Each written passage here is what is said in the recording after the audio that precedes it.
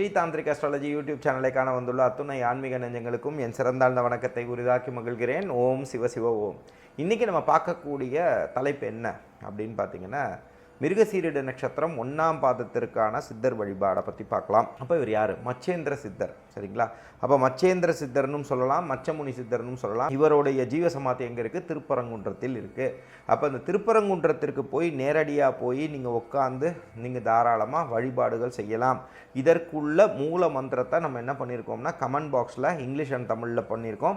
இதை உச்சரிப்புகளை மட்டும் கவனத்தோடு நீங்கள் கையாளுறது நன்மையை கொடுக்கும். இது எளிமையான மந்திரம் தான், பட் பவர்ஃபுல்லான மந்திரங்கிறத புரிஞ்சுக்கணும்.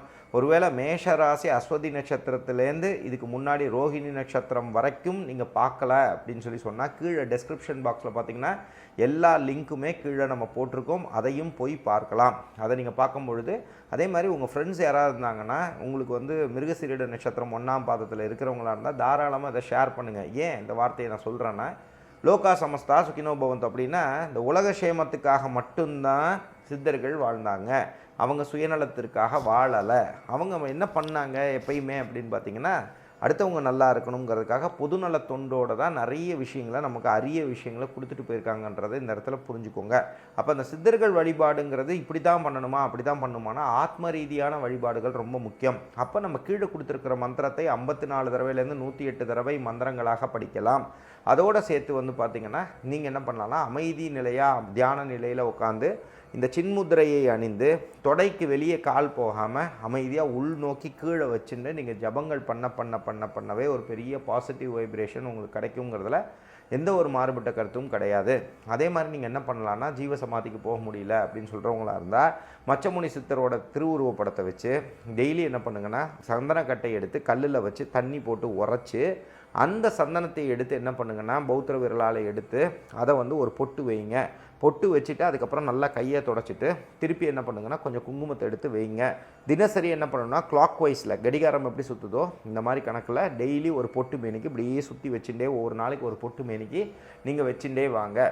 இதை நீங்கள் வச்சுக்கிட்டே வரும்பொழுது இது வச்சு முடித்ததுக்கப்புறமா நீங்கள் என்ன செய்யணும் அப்படின்னு கேட்டிங்கன்னா, உங்களுக்கு பார்த்தீங்கன்னா மகா நைவேத்தியமாக ஒன்று பண்ணுங்கள். மகா நைவேத்தியம்னா எவ்வளோ படையல் நிறைய போட முடியுமோ போட்டு அதை நீங்கள் சாப்பிட்றத விட நீங்கள் இல்லாதவர்கள் அதாவது முடியாதவங்க இந்த மாதிரி இருக்கிறவங்களுக்கு அவருக்கு படைச்சிட்டு வச்சுட்டு மிச்சம் இருந்ததுன்னா அதை நீங்கள் உணவாக சாப்பிட்டு வாங்க.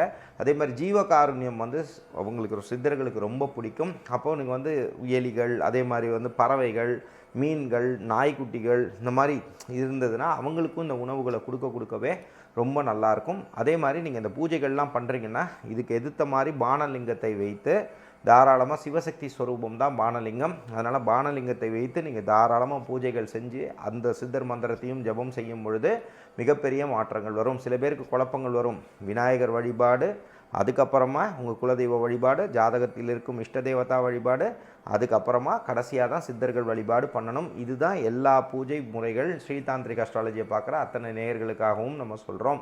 அதே மாதிரி பார்த்திங்கன்னா இந்த சந்தனக்கட்டை ஒருவேளை உங்களுக்கு தேவைப்பட்டது அப்படின்னு சொன்னால் தாராளமாக நீங்கள் எங்களை தொடர்பு கொள்ளலாம். எங்கள்கிட்ட மினிமம் வெயிட்டே 25 கிராம்லேருந்து தாங்க இருக்குது. தேவைப்படுறவங்க அதுக்கான கட்டணங்கள் செலுத்தும் பொழுது தாராளமாக உங்களுக்கு நீங்கள் திருச்சி சென்னை ஆஃபீஸில் நேராக வாங்கிக்கலாம். முன்னனுமதி பெற்று வரணும்.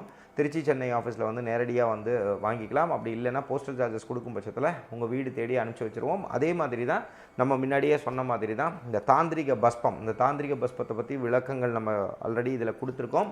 அதுபடி ஒவ்வொரு நட்சத்திரத்துக்கும் தகுந்த மாதிரி உங்களுக்கு தேவைப்பட்டதுன்னா இந்த நட்சத்திரத்துக்கும் தேவைப்பட்டதுனாலும் அதுக்கான கட்டணங்கள் செலுத்தும் போது வாங்கிக்கலாம். காராம்பசு நெய் தேவைப்பட்டதுனாலும் தாராளமாக எங்களை தொடர்பு கொண்டு திருச்சி சென்னை ஆஃபீஸில் நேராக வாங்கிக்கலாம். போஸ்டல் சார்ஜஸ் கொடுக்கும் பட்சத்தில் உங்கள் வீடு தேடி அனுப்பிச்சி வச்சுருவோம். நண்பர்களே, நாளை மிருகசீரிட நட்சத்திரம் 2ஆம் பாதத்திற்கான வழிபாடுகளை நம்ம விரிவான முறையில் பார்க்கலாம். அதுவரை உங்களிடமிருந்து வணக்கம் கூறி விடைபெறுவது உங்கள் விஜய் சேத்து நாராயணன். நன்றி, வணக்கம். ஓம் சிவ ஓம்.